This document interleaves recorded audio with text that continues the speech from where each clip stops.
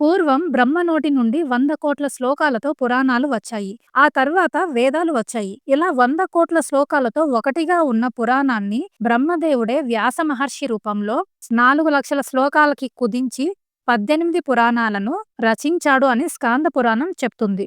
కానీ వ్యాస మహర్షి వాటిని గ్రంథస్థం చేయకముందే అసలు ఏ పురాణం, ఏ కల్పంలో, ఏ దేవుడు ఎవరికి మొదట చెప్పారో మీకు తెలుసా? ఒక్కో పురాణానికి ఒక్కో ప్రత్యేకమైన వక్త, శ్రోత పరంపర ఉంది. అదేంటో అనేది ఇప్పుడు చూద్దాం. బ్రహ్మ పురాణం బ్రహ్మకల్పంలో బ్రహ్మదేవుడు మరీచి మహర్షికి చెప్పారు. అందుకే దీనిని ఆది పురాణం అంటారు. పద్మ పురాణం పద్మకల్పంలో స్వయంభువ మనువు బ్రహ్మదేవుడికి బోధించాడు. విష్ణు పురాణం వరాహ కల్పంలో పరాశర మహర్షి బ్రహ్మదేవుడికి బోధించాడు. శివ లేదా వాయు పురాణం శ్వేతకల్పంలో శివుడు వాయుదేవుడికి చెప్తాడు.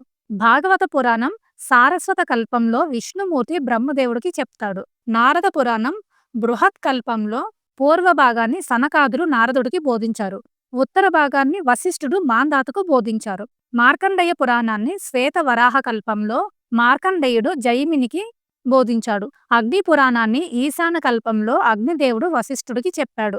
భవిష్య పురాణాన్ని అఘోర కల్పంలో బ్రహ్మదేవుడు మనువుకు ఉద్బోధించాడు. బ్రహ్మవైవర్త పురాణాన్ని రథంతర కల్పంలో సావర్ణి నారదుడికి చెప్పాడు. లింగ పురాణాన్ని కల్పాంత కల్పంలో పరమశివుడు నారదుడికి చెప్పాడు. వరాహ పురాణాన్ని మనుకల్పంలో విష్ణువు పృథ్వీకి వివరించాడు. స్కాంద పురాణాన్ని తత్పురుష కల్పంలో స్కందుడు భూమికి బోధించాడు. వామన పురాణాన్ని కూర్మ కల్పంలో బ్రహ్మ పులస్త్య మహామునికి బోధించాడు. కూర్మ పురాణాన్ని లక్ష్మీ కల్పంలో విష్ణువు పులస్త్య మహామునికి బోధించాడు. మత్స్య పురాణాన్ని సప్త కల్పంలో విష్ణువు మనువుకు బోధించాడు. అలాగే గరుడ పురాణాన్ని గరుడ కల్పంలో విష్ణువు మనువుకు బోధించాడు. బ్రహ్మాండ పురాణాన్ని భవిష్య కల్పంలో బ్రహ్మ మనువుకు బోధించాడు. ఇలా ప్రతి పురాణం ఒక నిర్దిష్టమైన కల్పంలో చెప్పబడింది. అంటే సృష్టి క్రమంలో వివిధ కాలాల్లో ఈ జ్ఞానం వెల్లడైంది. కాలక్రమేణా ఇవన్నీ వేదవ్యాస మహర్షి ద్వారా మనకు గ్రంథ రూపంలో అందాయి.